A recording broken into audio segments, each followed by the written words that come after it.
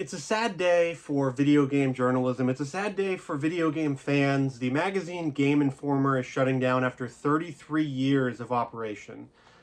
I know, like a lot of you out there, I read Game Informer and it was sort of the gateway to my love of video games, my love of writing, my love of a lot of things came from Game Informer. There were a couple of covers I know.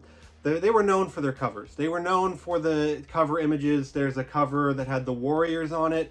That not only got me into that game, it got me into that movie, and that movie got me into movies, which got me into all of the movies that you can see behind me. So you can trace my love of a lot of things back to Game Informer and other things, other games, other projects. You wait all year for their April issue to get Game Enforcer, the April Fool's Day sort of thing. And it was a big thing to get that in the mail, to know, oh hey, Game Informer's coming soon. I'm going to get to read about games I'm not even ever going to play. Games I would never even think about playing, but you'd read the review of it, you'd read the preview of it, you'd read everything, you would cycle through.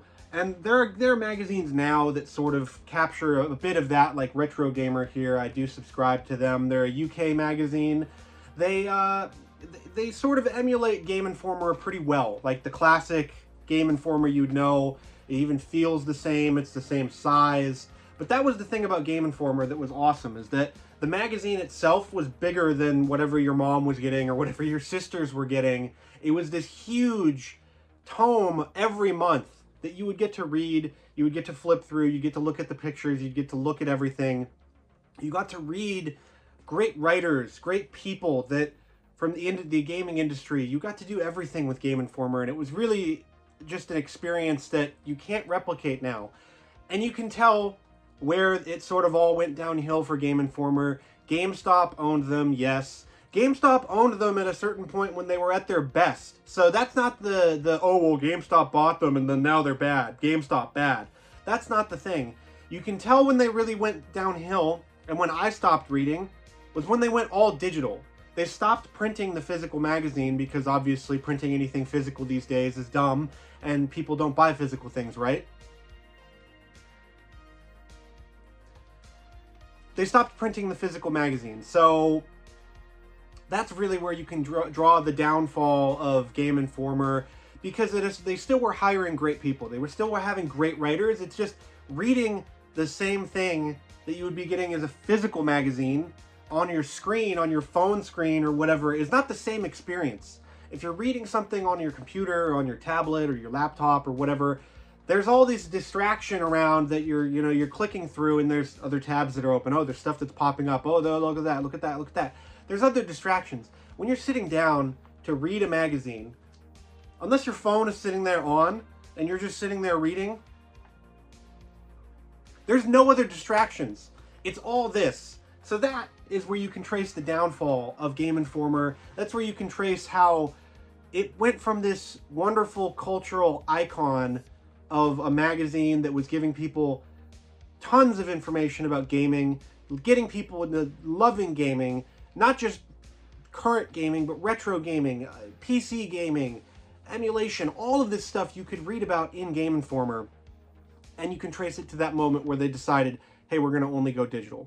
Because it's not the same. Reading something that's on gigantic print with a beautiful color image on the front is not the same as sitting there staring at it on your cell phone. It's not.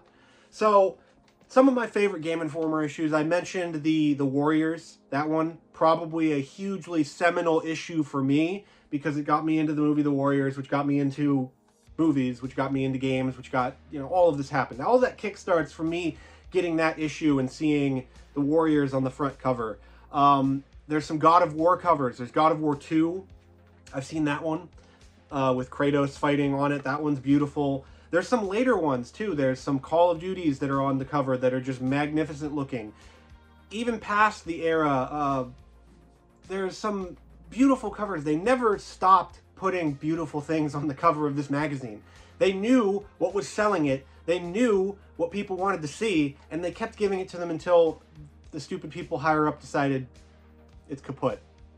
But Game Informer, just going back to getting that issue or going into GameStop. I remember going into GameStop for the first time and I convinced my mom to let me get the subscription for the magazine. I wanted to read the magazine. I kept getting like the one-off issues or whatever, like go in and grab an issue and buy it with the game or whatever that I'm buying. Every month, it was like people that were older than me with Nintendo Power. This was our generation's Nintendo Power. And that's the best thing that I can describe it as, is it was less of, oh, I'm using this to get guides and whatever else and cheats, tips, and tricks, but I'm getting this to get my information because either the internet here in 2003 to 2006-ish isn't quite fully developed with all of the gaming stuff that we have today. So I'm getting reviews from people who know what they're talking about, who have played the game. This combined with like XPlay. XPlay was another big thing like this. Those two combined together to give all of this generation of gamers the basis, the bedrock of what they love about gaming. And that is the most sad thing about this. It's sad that tons of people are losing their jobs currently at Game Informer. They were laid off earlier this morning. It's sad that there is just an entire generation of people who love gaming that don't have the same experience that we did with Game Informer, where people are reading stuff from Game Rant, they're reading stuff from IGN, from GameSpot, from stuff like places like that, and it's not the same. It's more of the clickbaity, bite-sized, blurb kind of journalism, and less so the longer form. Take time with your audience, take time with your reader to get them involved in the story by having it be so lengthy. And that's how you capture people's attention. And that's something that's lost with a long-form print magazine. And that's what's lost with something like Game Informer. Do you have any memories with Game Informer reading the magazine? I sure do.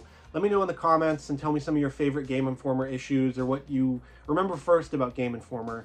And if you like this video, and you want more cool videos, check out this playlist. It's got some of my best videos right here.